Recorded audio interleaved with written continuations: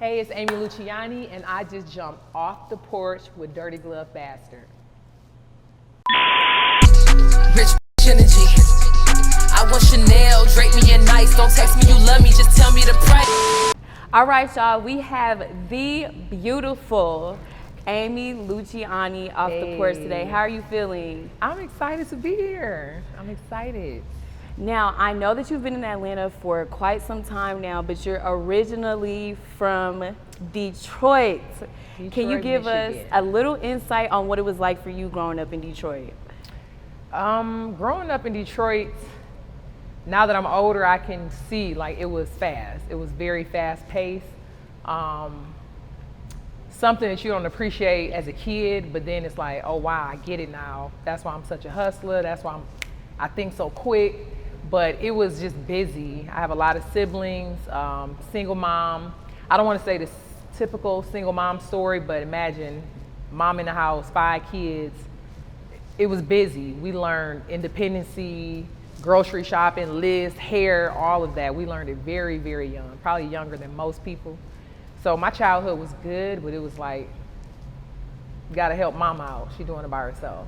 Okay, so I did see back in your younger days, you were on a famous talk show with your siblings. Oh, so were you guys like in the limelight a little early? You could say the limelight, but the music scene back then was so different. It was like just the popular neighborhood kids kind of going into the TV thing, but we didn't really make it as far as you would say the limelight, like fans running and stuff, but we had a buzz. We were just so young doing it that, you know, my mom she didn't know nothing about managing. She just had daughters that could sing, so limelight, I wouldn't push it that far, but you know, a lot of people now that we're older say, oh my God, I always thought y'all we was just waiting for y'all to kind of topple over into the fame part, but it was kind of short-lived, I guess you would say. And why would you say it was short-lived? Typical girl group. Typical girl group. 4 girls. Just, you know, when we got around 15, high school, my oldest sister, you know, typical wanting to be hot, wanting to do her thing. Then the youngest sister wanted to kind of just be a kid and was kind of in and out wanting to be the lead rapper. Then you had me who wanted to do it so bad. I'm really the only one that's still doing the music, but back then it was just coming into high school, realizing it was a lot of studio time for us, but then you want to party and hang with your friends like normal people, but we couldn't do that for a long time. So some of the siblings kind of felt like, I want to live, I don't want to do this.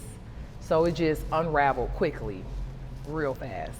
And I always see how people who start off in music very early on, they always talk about missing out on the extracurricular activities because they got to go to the studio all the time.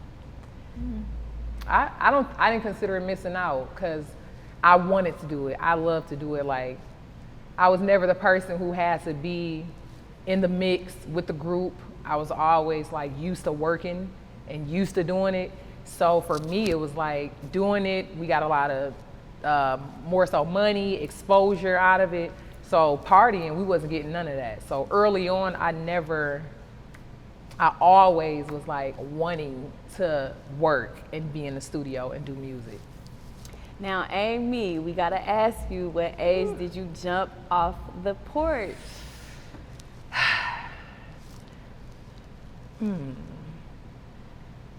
I would probably have to say 17. I really want to say 16, but I would probably have to say 17 was like, made my decision. I'm a boss. I'm about to go out there and do what bosses do and go become a bigger boss. So at 17 was like you gonna get it, or you gonna sit here like everybody else. So I think that was like, you know, you're almost feeling grown around that age. So you thinking, I knew I wasn't going to college. That was never in my plan. I loved entertainment.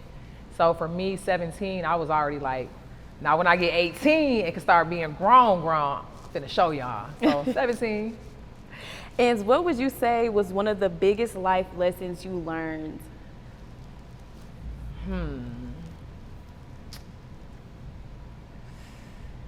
I think that for a long time, I would tell people like what the plan was. I thought that was what you do, you know, this the idea, this what I'm gonna do. So when I think back on so many things I didn't do, it was never because I didn't think I could do it. It was always because somebody else told me like, that's probably not gonna happen, or only 1 in a million do that, or this. So my biggest regret is telling friends and family so many of the goals. Because I would, if you was close to me and be like, girl, I really think that you probably should go to college because this might happen, or you should go to work, I would be like, you know what, you're right. It'll play in my head like, you're right, it's not too many people that have done this. So naturally I'd be like, I'm gonna go with what they say. Now I regret it every time I think about it. I should have did so much more, you know what I mean, back then. So what was it that clicked to you finally, like, you know what, I gotta stop telling people my plans? When I stopped telling people, somebody said, don't tell anybody the plan. Just don't tell them. Half of the people have given up on their dreams already.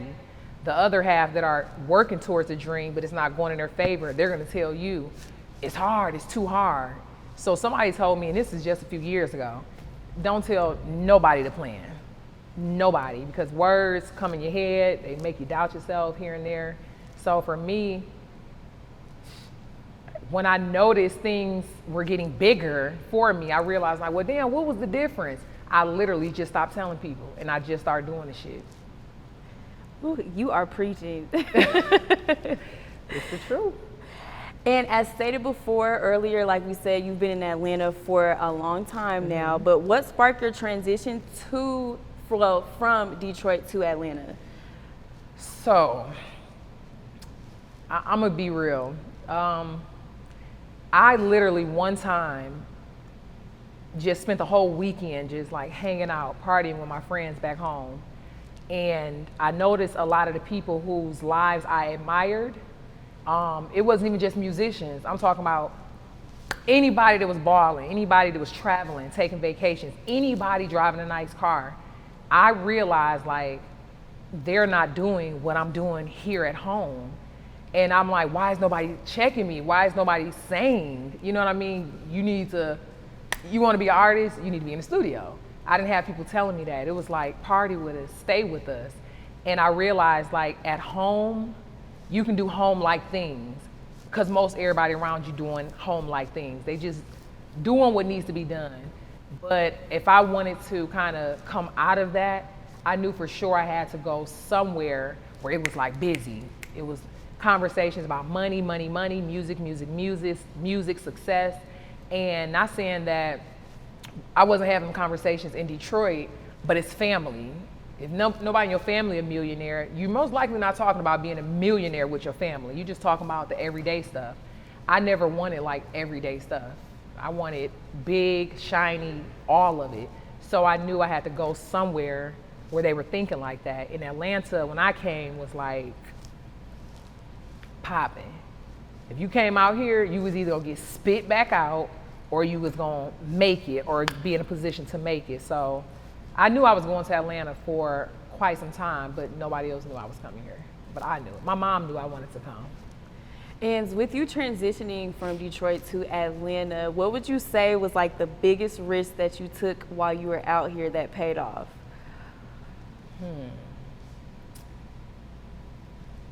Really working. I sat back when I first came here, I seen so many girls doing all the stuff I wanted to do. I just couldn't afford it. But when I look back at them, at the time, it looked like, wow. And they all were telling me, don't work. You work 9 to 5, nah, we out here getting it. But I had a mother and a mentor in my ear saying, you gotta go to work for now. And I always felt like I hate clocking in. But they said, if you stop working to get this dream that you want, you about to have to do a whole bunch of other shit to get it. And I knew then, like, I don't want to do that. So I worked for a long time. So I don't know, I would have to say, if I didn't stay humble enough to say, I want to get this on my own, I ain't trying to do A, B, and C, the working part of my career is what really helped me save to come out of work. I noticed a lot of people just jumped out of work and was like, I'm an entrepreneur.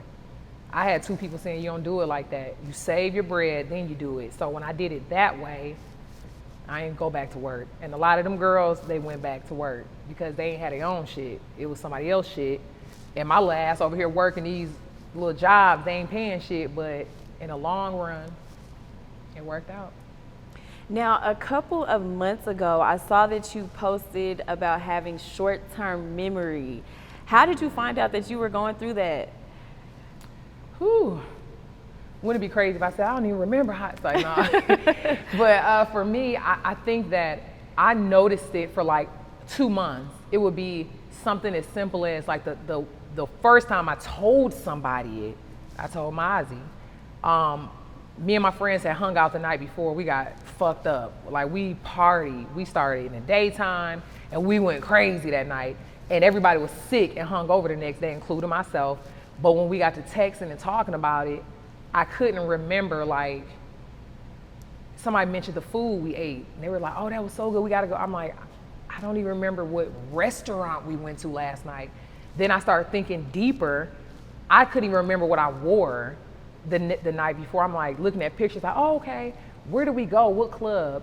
So I told Mazi, and he was like, you have been forgetting some real small shit. Like, it wasn't making sense. So then I started really paying attention to it.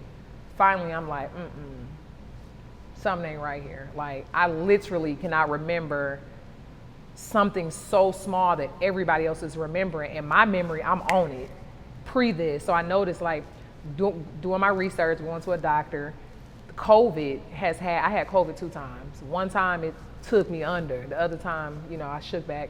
But I found out that some of the symptoms from it has been like short-term memory loss and a few other things.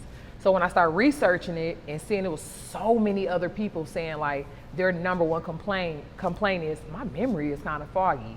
So for me, it just kind of connected the dots, and I'm just like, something has to give. Like what I'm trying to do, to be sitting there like, oh, you forgot to call this person, you forgot to email this person, or what was her name? You just met her. It was so embarrassing because I'm like, I don't remember her. I don't remember her name. What's her name? People would be like, you just met her 2 days ago. That's the producer so-and-so, or that's the songwriter. I couldn't remember them. So I said, I got to figure something out, because the doctor was saying if you don't catch it and just be like, whatever, it's kind of faded, it's okay. He said, you're not going to get it back. So, child, as of recently, you talking about memory games, trying to focus on, bitch, you're going to have to remember that. Instead of calling, Mazi, do you remember this? Mom, do you remember this? I just been forcing myself, like, you have to remember it. And I'm taking something else too that's helping, but it's been scary. It's actually been kind of scary. So what would you say are some things that you cannot remember? It's weird. It's always in the moment, like, you could tell me, like somebody was just telling me their birthday plans, and this just happened. And the next day when she called and was like, okay, so I'm trying to wrap the birthday weekend up. Like, what do you think I should do? And I would say something, and she'd say, we just went over that yesterday. Remember I said I can't do that? And I say, when did we even talk about it? My friend would be like, what? So it's just like an instant thing. But the big stuff I can remember, like, not gonna miss a show, not gonna miss something super big, but it's just the little things that they just slip. If they happen, I ain't thinking about it. Within like 20 minutes, I just don't remember it. Ooh, does it ever interfere with like your songwriting? I haven't noticed that, but I mean, honestly, I've been having to, just as a songwriter, it's either I'm gonna text it or I'm gonna write it in my head, just say the line over and over again, and then the next bar. So for me, it's been focusing on a certain line more than I usually would, because I can't, like, it's not like I used to go in the studio and just rap it and say, oh, that don't sound right, do it this way. I can't even remember the line before it, so I gotta play it back, okay. Just kind of, it's really, I'm redoing how I'm actually recording in the studio, because it ain't how it was as far as just memorizing every line that I say, but I'm optimistic. I know it's gonna get better. I know it's gonna get right. I hope it get right. It will, girl. We gonna pray over it. Woo. Yeah, it's gonna get right. And you know we got to talk about you and Mazi because when I first came across y'all, it was that video where he cut your dress up. I should beat his ass too. Just think about it right now. So before you guys met, what were you both up to, and how did you guys end up crossing paths? It's so funny. We were up to the same thing we're doing today, just without each other. When I met Mazi, I met him giving me his mixtape. It's so weird. I came out of Subway, the restaurant, and it was like two dudes standing at the door trying to talk to me, and I blew them off. No, I'm straight. I ain't trying to. No. One dude handed me a CD. I went in the car. I was like, oh. I had so many CDs in that area. Everybody was doing it. But then Mazi came up. He was like, how you doing? My name is Mazi. I rap. Start talking. So he had a conversation. I couldn't understand what he was saying now, because he country as hell. But I was just thinking like, wow, his approach was so much different. Like he had just moved from Texas. And so it was, I think, called Trapped in Texas, or something like that. Yeah, I think it was Trapped in Texas. So instead of him just giving it to me, trying to sell it to me like the other dudes did, he gave it to me, was like, I want you to listen to it, because this is like Trapped in Texas 1. If you fuck with it, I got Trapped in Texas 2. So it was like a story behind it, I think, and he was telling me the plan, like, this, I'm about to do this what I'm about to do. And I'm thinking like, you don't even know me. Like, why are you giving me the rundown? But it makes sense to the person that I'm now engaged to. And 4 years later, like, he's a detailed person like me. He's gonna focus in, like, gift a gab. You gonna buy the CD. Cause I would have bought it if he wasn't giving it to me. That's how much he talked about his business and his dreams. So I'm like, wow, hustler mentality. So it was just natural. It literally just went in just like that. You hustle, I hustle. You this, I'm that. Okay. And how are you guys really able to build up the Amy and Mazi brand? You know what's crazy? We never even talked about building the brand. We didn't have a discussion about it. Just, the brand almost built itself. It was weird. It's like we were just doing it off our little iPhones in the house, in the hood. We didn't even think like we didn't know how to monetize off of Instagram. This is how natural it happened. We did it for so long for free just because we enjoyed it. And then somebody's like, why y'all not putting the videos on this? If y'all getting 500,000 views for free on Instagram, why y'all not taking it to YouTube? We was like, we just having fun. We just crazy, we just enjoying ourselves. But, okay, you talking about some money. What do we need to do? Because we didn't want to have to clean up how we act, how natural we are. We cuss, we crazy, we do us. So they were saying, you know, YouTube is gonna love y'all. So we did one video. We just put one on it and it was over with. So we didn't even have to really, I don't know, not saying it arrogantly, but we really, the brands almost all come for us. And then we just are the talent doing it. It's just weird. It's not as hard as you would think if it's just a real authentic chemistry, you know what I mean? And what are some things that you both teach each other when it comes to love and business?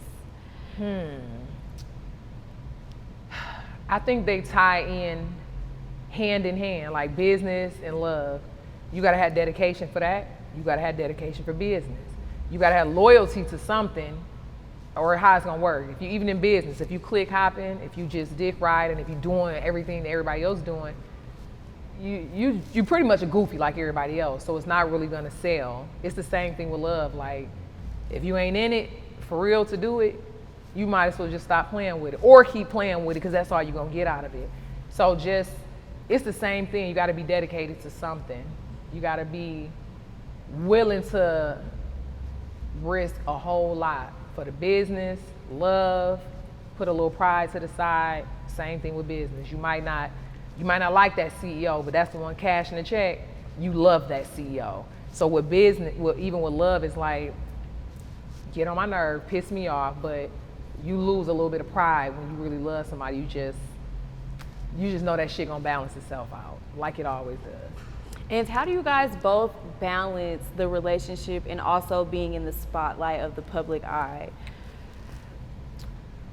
Being in reality, being realistic. So a lot of issues a lot of people have on social media, we're on social media. We might not comment a whole bunch of stuff, but we're on it. You know, we see it. A lot of stuff that's going on is like, it's just goofy shit. It's just, you could just tell if you really love somebody and fuck with somebody, the goofy shit that be going on, you know the person didn't love them. It's because you just literally cannot do it if you really love somebody. So for us, it's like, we already know what it's coming with. It's gonna come with the girls in the DMs. It's gonna come with the, I guess some people would consider higher echelon dudes in my DM, whatever. When you talk about it and you know it's gonna come, you're already ahead of the shit. So what are some things that you both teach each other when it comes to love and even business? Dedication. Like, whew, it's hard.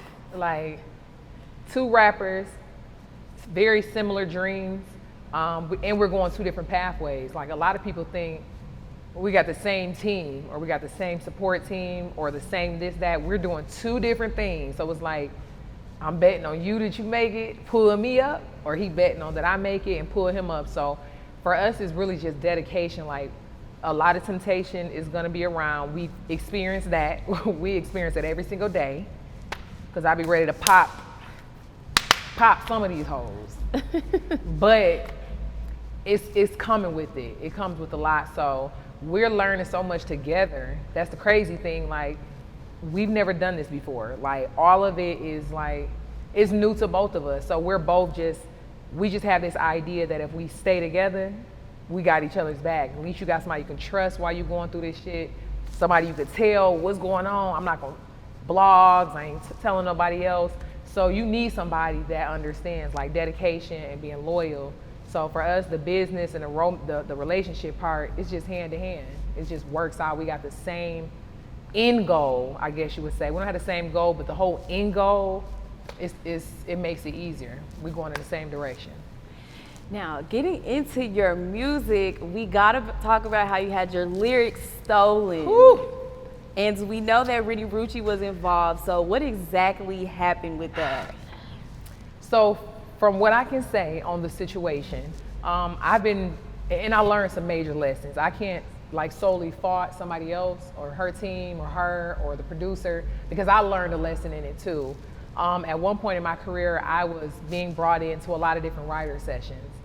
And me being new to the game, I would just come in, you never know if it's gonna be writer so-and-so from Cali, writer so-and-so from Maryland, so-and-so from Texas. So in these rooms, it's a writing session. So we're all ping-ponging ideas. We come up with it. Some people doing voice memos, some people filming it, going live. It's a lot of audio going on. So I'm typically one of the only females in the room writing. You know what I mean? So I guess me letting my guard down, I'm like, there's a bunch of niggas in here. I mean, and most of them bigger than me anyway. Nobody about to steal my lyrics or play with my lyrics. But I learned quickly that if you don't have it copywritten, done the right way, I mean, when I left that session, a month later, I heard the verse. And for me, I kind of was stuck on, it's not the entire verse stole from me, like all of it is not my lyrics, but some of those are my lyrics. I'm like, how did this happen? So just reaching out and kind of getting a runaround, and then you figure out it's not really the artist that did it, but she wasn't in the session. But we figured out who, you know, how those lyrics even made it into that label's hands. But it was just a bigger lesson for me. I had no business just being goofy ass, being in there, oh yes, say this, I think this would be better, da-da-da-da. And people right in the corner just, well, we gonna use this if you don't. But no, those is my lyrics. So just learning the business again. Every time I bump my head, I tell people all the time, don't get fucking bitter. Your ass better get better. Because I learned a bunch of lessons from that situation, and that situation couldn't happen again. So if it didn't feel good, of course, to be taken from, but I know it could have been way worse. It was something I wasn't really using. It was just material that I was really putting together for another artist. So I didn't take it as a personal situation, but I fucking learned a whole lot from it. So I'm kind of glad that shit happened. And did it affect you in any type of way as an artist, just dealing with that situation? Yeah, I had to realize some people want it just as much as I do, and some people will cross you to get there. I'm just not that person. I'm not her. I'm getting there regardless. It's gonna happen. I know it. I work hard enough to feel that confident, but some other people who might not either have that confidence or have that moral intact, personality, would be like, bitch, I'm getting to the cross line. If I got to take this from you, if I got to cross you, I just learned that this is the business. I've heard about it happening to other people. I didn't think it would kind of happen to me so early in my career.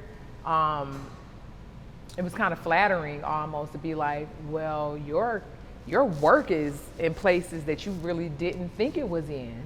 But I just learned I got to be a little more professional about my shit. I'm not just coming now with a little notebook, just in sessions. Hey, I rap, but I write too. Let me get to writing with you.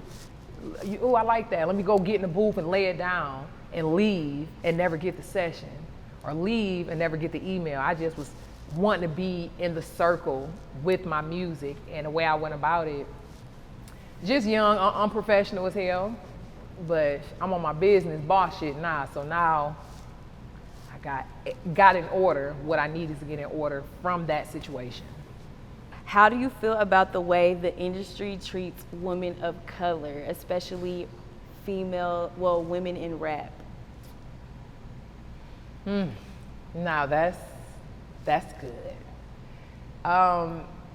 It's a conversation that I think we know and see is going on, but a dark-skinned female rapper talking about colorism in hip-hop, it just sounds like a cry thing. It's like, I don't want it to become this cliche, that's what we go to thing, but I don't have no reason to lie, cap about none of it. It's an obvious that it can be a color issue sometimes. I think that just from the commercials, the advertisements, the music videos, the main model they pick, the baby mama, the one they marry, we see in hip hop in the culture that a lot of the times it is kind of a fairer tone, curly hair. So I think that when you're used to seeing that, it's not the fault of the industry, but if it's been depicted that looks better, naturally, what are artists gonna do? I'm gonna put the light-skinned girl in the video. I'm gonna put the Latina in the video. I think that we have to be scared, stop being scared of understanding that it's all beautiful. So what, the last 10 years, this is what they put in the video. So what? This a whole generation, we bucking the system anyway, in all type of ways. So throw in a couple dark-skinned girls, throw in some girls that look like me, you, your sister. Everybody's not gonna be that. And it's really just a follow the leader thing. If somebody would come up and be like, I'm signing a dark-skinned female rapper, I'm about to put the same beauty market play behind her as the others, I think that, the industry will evolve where it doesn't kind of look the same, sound the same. It will give a lot more opportunities, because I know so many talented girls that either tiptoed in the business and didn't make it far, and then you see some other ones that tiptoed in and they made it so far, and it's not even a measure of talent versus this. It's about, if this worked so many times, we're gonna keep going with this. That worked, so why change the formula? But you never know, you're gonna switch it up and did double of what that did. But I think a lot of people just figure, that blueprint worked, we're gonna keep doing it this way. So for me, I'm just excited to even be cracking the door open to show them, like, as brown as I am, we're gonna make it happen. We're not gonna say, oh, it's a light skin versus brown skin thing. Oh, I can never make it, because I've heard it, I've experienced it personally, but I don't give a fuck about it. I'm still about to come in the door. So it's about, if you wanna lay down and accept the shit, or you wanna get past it and be like, hey, remember me? The dark one here? I'm looking forward to that coming. Now that you are an independent artist, what are your thoughts about signing to a label? Whew, that's a good one. I'm not totally against signing to a label. I know a lot of political things come into that, and sometimes, most of the time, it's kind of being controlled as far as image-wise, this, that. I think that the independent route will work for my personality, right? I want to stay black. I don't want to change it up. I don't want to change the look. I want to do what I'm doing, me. So I want to hold on to that independence. But then we know when you cross over to the label, that's a bigger machine working it. So if the opportunity came where it's a label that understands, like, one, I'm dope as fuck. Two, I know what I'm doing music-wise, image-wise. I just don't know the paperwork. I would be for it, of course, if the money is right, but I've had opportunities more than I've talked about to people, and most of them came to, we want to change this, we want you to look like this, and a lot of it was not me. It's like, I want to continue to be the voice for the girls, not the new manufacturer shit. Like, I can do that too, but I've come this far for being this way. So I think independent for now is gonna work for me, but I think I might be getting close to an opportunity with a smart business situation that understands, like, we just gonna put this behind her and let her be a star. So we are working right now. And speaking of working, we gotta talk about Rich Bitch Energy that is going nuts all over. So what was the inspiration behind this track? Me, everything I love, just bold, myself. I give the glitter, the glam, I get the hood. Rich bitch energy, that's the energy we all need to have. Like I always tell people, when I say rich bitch energy, that don't mean you gotta be rich. We know so many people who, you know, to most people might be not that attractive, but when she walk in the room, you be like, damn, it's the energy she's giving. So the rich bitch energy is just promoting, like, you are the shit. I don't care what size you are, what color you are, where you come from, where you're currently at, where you work, you are that bitch. On the level that you are in right now, you're that bitch. You're the leader of that level. So, yeah. Rich bitch energy, we about to push this one heavy too. And who are the producers that you worked with on this one? Okay, so this was produced by 6 Element.